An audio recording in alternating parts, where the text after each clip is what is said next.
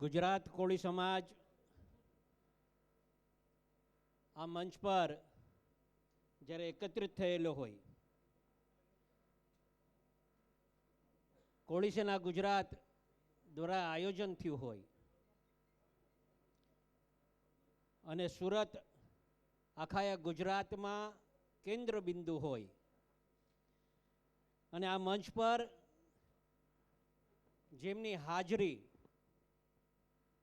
ઘણા વર્ષો પછી આપ જેને આ મંચ પર જોઈ રહ્યા છો, જેના પર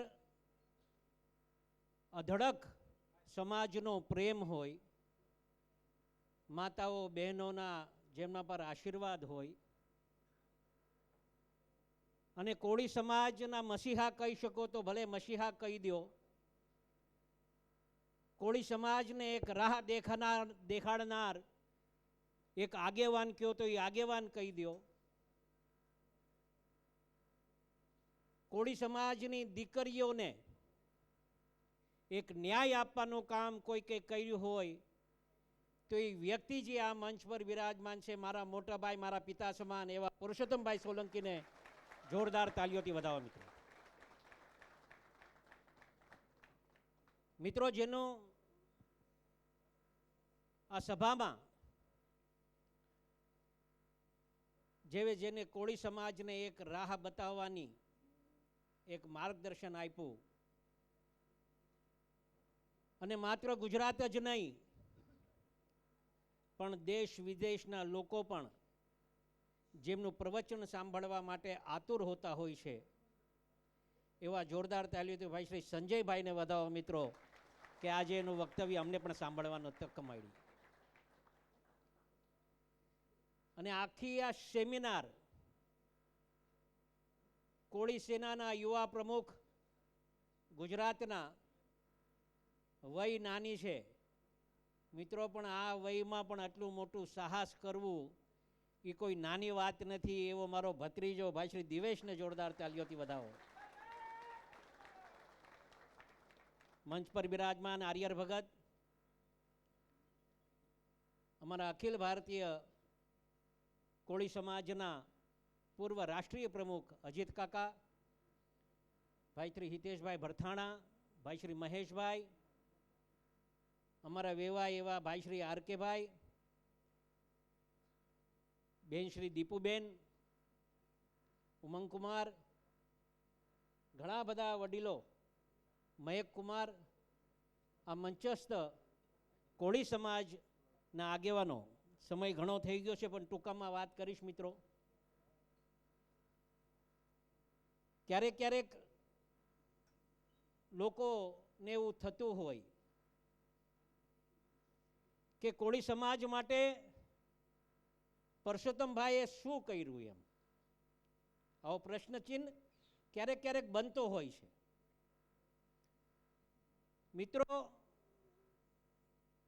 1958થી સતત એક ધારાસભ્ય તરીકે તો ઠીક છે, પણ મને ખ્યાલ છે, હું એનો તાજનો સાક્ષી છું. મારો મોટા ભાઈ છે એટલે વખાણ નથી કરતો, પણ મિત્રો પુરુષોત્તમભાઈ સોલંકીએ જે આ સમાજ માટે કર્યું છે ને, આ સમાજ ક્યારેય ભૂલી નહીં શકે મિત્રો. આવું કોઈ ભૂલી નહીં શકે. હમણાંથી અહીંયા ઉલ્લેખ થયો, ભાઈ શ્રી બારિયાભાઈએ ઉલ્લેખ કર્યો અહીંયાથી, પરસોત્તમભાઈ એટલે શું, પરસોત્તમભાઈએ શું શું સમાજ માટે કર્યું, અમે સમાજ માટે શું શું કર્યું. મિત્રો, અમે બીજું કાંઈ કરી શક્યા હોય, નહીં કરી શક્યા હોય એની કદાચ અમને ખબર નથી, પણ મિત્રો આટલું અવશ્ય કહેશું, કાંઠા વિસ્તારમાં કોળી સમાજને જાગવાનું કામ કોઈકે કર્યું હોય તો એ આ પરસોત્તમ સોલંકીનું નામ છે. મિત્રો, અમે કોળી સમાજને અમને સમયે 1998થી તો ઠીક છે, પણ આખા એ કોળી સમાજમાં જો સૌથી પ્રથમ સમૂહ લગ્ન કરવાનું કોઈકે કામ કર્યું હોય, મહારાષ્ટ્રથી ચાલુ કરી અને મારા મા બાપની કંઈક પ્રેરણા. મિત્રો, બહુ ભાગશાળી છો તમે.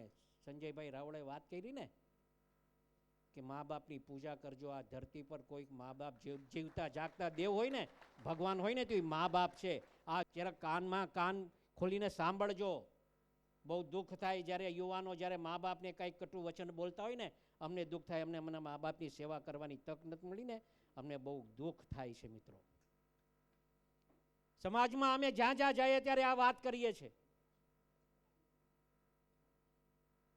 મારો મોટો ભાઈ મારા બાપ સમાન છે. મારા ઘરમાં આ સંયુક્ત પરિવારમાં રહેવાનું આ બહુ મોટું પુણ્ય મળતું હોય છે. જે સંયુક્ત પરિવારમાં રહ્યો છો, ચિંતા ન કરતા. કદાચ એક ભાઈ કદાચ આગળ પાછળ ચાલતો હોય, એની નહીં ચિંતા કરવાની. ભાઈ તો ભાઈ જ હશે ને, સમય આવે ને ત્યારે ભાઈ જ તમારા પડખે ઊભું રહેશે, બીજું કોઈ ઊભું નહીં રહી મિત્રો. આ તમારે એક નોંધ લઈ લેજો. અને મારા માટે તો સર્વશ્રેષ્ઠ ભાઈ જ છે. અમારા ઘરમાં અમારું મોભ કહેવાય ને, એ મોટા ભાઈ પરસોત્તમભાઈ સોલંકી છે મિત્રો. આ ક્યારેય અમે ભૂલશું નહીં. પ્રયત્ન કરીએ છીએ સમાજને આમાંથી બહાર કાઢવા માટે. અને જરૂરી નથી કે કદાચ સમાજના કંઈક કામ કરવા હોય તો રૂબરૂ મળો તો જ સમાજના કામ થાય, એવું ક્યારેય વિચાર્યું નથી અને વિચારશું પણ નહીં. અનુભવ કરજો, માત્ર ફોન કરજો. ફોન અમારા પાસે હા ક્યારેક મિટિંગમાં હોય, ફોન ઉપડ્યો ન ઉપડ્યો હોય તો વાત, પણ તમારા ફોન ઉપર કામ કરવાની તક અમને કુદરતી આપી છે ને, તમારા ફોન ઉપર કામ કરશું મિત્રો. અને ન્યાય આપવાનું કામ. અરે હું તો એટલે સુધી કહું, દરેક શેખરે, દરેક ક્ષેત્રે અમે જે આ કરીએ છીએ ને, આટલું આજે આ સવારથી આમ સમય તો ઘણો થઈ ગયો છે, પણ દરેક શેખરે કોળી સમાજ સર્વશ્રેષ્ઠ આ ગુજરાતમાં રહેવો જોઈએ, એ અમારું માનવું છે મિત્રો. અને ઘણા સમાજ પાસેથી હજુ ઘણું શીખવાનું છે. આપણે